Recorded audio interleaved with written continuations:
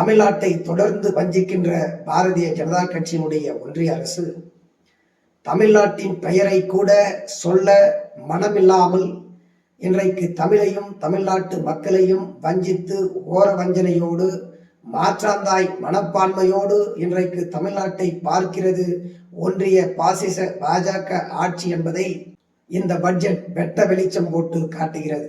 குறிப்பாக தமிழ்நாட்டினுடைய முதலமைச்சர் மாண்புமிகு முத்துவேல் கருணாநிதி ஸ்டாலின் அவர்கள் எத்தனையோ முறை ஒன்றிய அரசிற்கு கோரிக்கை வைத்து திட்டங்களை வலியுறுத்தி அதனை நடைமுறைப்படுத்த சொல்லியும் கூட ஏதாவது ஒரு திட்டத்திற்கு கூட அந்த திட்டத்தினை உறுதி செய்து அத்திட்டத்தை இந்த பட்ஜெட்டில் சேர்த்து அறிவிக்க மனம் வரவில்லையா?